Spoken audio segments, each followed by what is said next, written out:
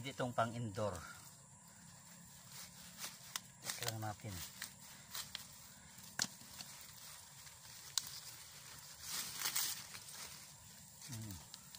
Isang ganyan, isang paso. Oh. Ang daming paggagawa niya.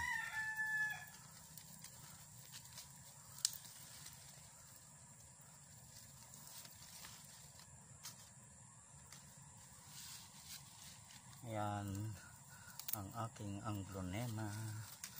Bird's eye daw ang tawag nila. Ang ID niya ngayon.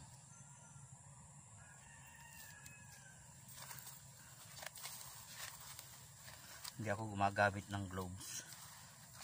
Magas na lang mabuti mamaya.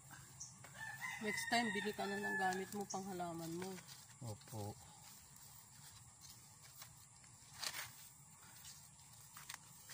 Papahingi ko lang ito.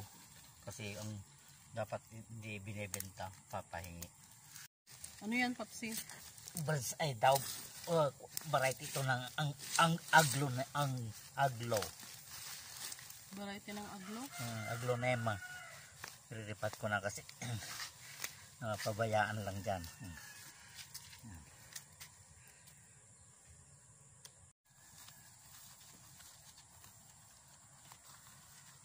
Yan na ang aking bird's eye na ang Aglonema.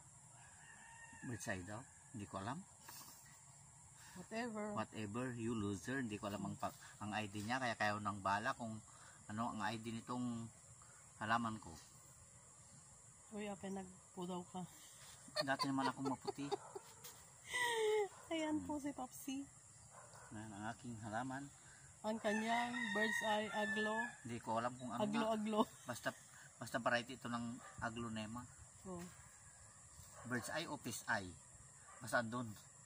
Fish o fish? Fish, lamus. Ay, fish. Fish po. eye. Fish oh. eye.